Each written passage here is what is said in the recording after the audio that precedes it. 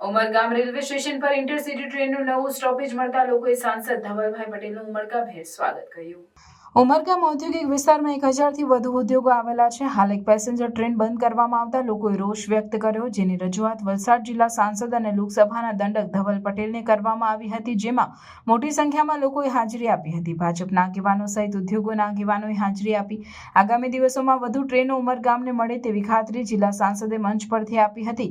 આ તો હજી ટ્રેલર છે, પિક્ચર બાકી છે એવું જણાવી ઉમરગામના લોકોને વધુ સ્ટોપેજની ખાતરી આપી હતી।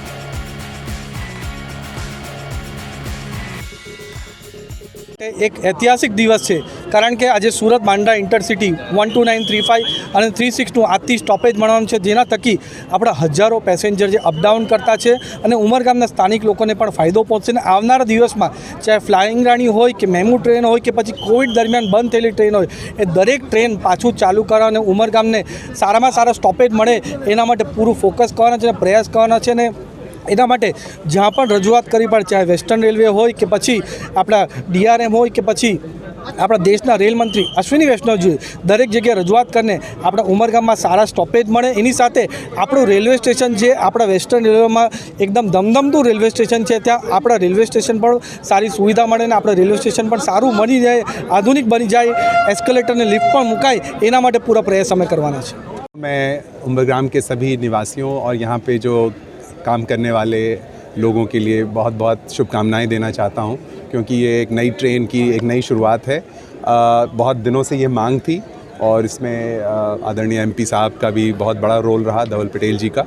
और जैसा आप जानते हैं, इस तरह की स्टॉपेजेस वो रेलवे बोर्ड से सुनिश्चित की जाती हैं। तो मंडल कार्यालय में जो हम लोग का डिविजनल ऑफिस है और जो जोनल ऑफिस है, जहाँ जनरल मैनेजर साहब हैं, सब लोग बहुत अथक परिश्रम करते हैं, तब जा कर के इस तरह के स्टॉपेजेस पे आ पाते हैं हम लोग।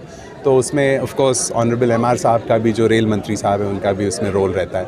हमारी पूरी कोशिश रहेगी। मैंने देखा है यहाँ जो ट्रेनें एक के बाद एक पास की हैं, जो आप लोगों का सवाल है कि इसमें बहुत ज़्यादा लोग, बहुत रश है, जैसा आप जानते हैं कि ये वन ऑफ द डेंसेस्ट, सबसे ज़्यादा ट्रेनें यहाँ चलती हैं। ये वाला जो सेक्शन है राइट फ्रॉम मुंबई टू सूरत, ये बहुत ज़्यादा लोग इसमें सफ़र करते हैं। तो हम लोगों की पूरी कोशिश रहेगी कि जितने ज़्यादा हम लोग ट्रेनें सुचारू ढंग से इसमें ऐड कर सकें। इस बीच में सबअर्बन सर्विसेज, आप सोचें कि हम लोग करीब 1400 से ज़्यादा सबअर्बन सर्विसेज चलाते हैं और उसको हम लोगों ने विरार से अब दहानू रोड तक ले आए हैं। उसी तरह से हमारी करीब 200-250 मेल एक्सप्रेस ट्रेनें भी चलती हैं।